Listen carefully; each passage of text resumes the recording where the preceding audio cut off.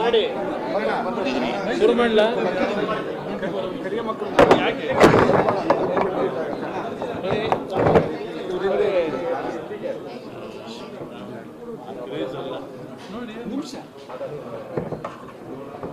ಇವತ್ತಿನ ದಿನ ರಾಜ್ಯ ಸರ್ಕಾರದ ಕೈಗಾರಿಕಾ ಸಚಿವರೊಂದಿಗೆ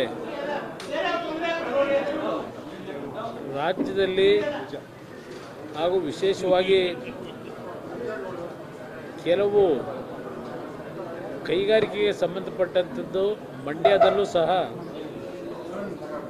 ಜನತೆಯ ನಿರೀಕ್ಷೆ ಏನಿದೆ ಆ ಭಾಗದಲ್ಲಿ ನನ್ನನ್ನು ಆಯ್ಕೆ ಮಾಡಿದ ಮೇಲೆ ಆ ಹಿನ್ನೆಲೆಯಲ್ಲಿ ಇವತ್ತು ರಾಜ್ಯ ಸರ್ಕಾರದ ಕೈಗಾರಿಕಾ ಸಚಿವರ ಜೊತೆ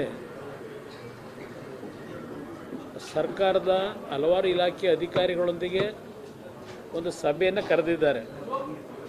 ಆ ಸಭೆಯಲ್ಲಿ ಭಾಗವಹಿಸಲಿಕ್ಕೆ ಇವತ್ತು 2 ವರ್ಷಗಳ ನಂತರ ವಿಧಾನಸೌಧದ ಈ ಒಂದು ಕೆಂಗಾಲರ ಮಂತ್ರಿಯವರು ಕಟ್ಟಿರ್ತಕ್ಕಂಥ ನಮ್ಮಗಳ ಜನಪ್ರತಿನಿಧಿಗಳ ಒಂದು ಕೆಲಸ ನಿರ್ವಹಣೆ ಮಾಡ್ತಕ್ಕಂಥ ಒಂದು ದೇವಾಲಯ ಅಂತಕ್ಕಂಥದ್ದು ಭಾಳ ಜನ ಹೇಳ್ತಾರೆ. ನಾನು ಅದನ್ನೇ ಹೇಳಲಿಕ್ಕೆ ಬಯಸ್ತೀನಿ.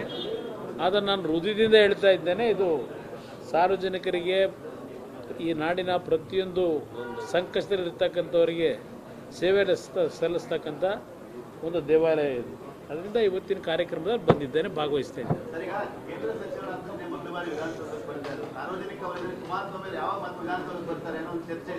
ನೋಡೋಣ, ಅದೆಲ್ಲ ಭಗವಂತ ನಿಗದಿ ಮಾಡ್ತಾನೆ.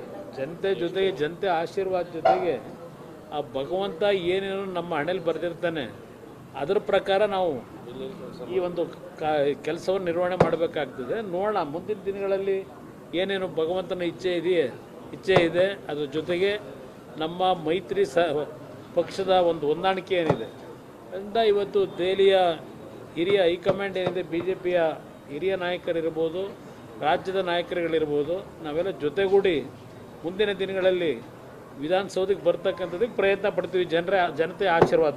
ಇನ್ನಷ್ಟು ಹೆಚ್ಚಿನ ಮಾಹಿತಿಗಾಗಿ ಫಾಲೋ ಮಾಡಿ ಬ್ರಿಗೇಡ್ ನ್ಯೂಸ್ ಕನ್ನಡ.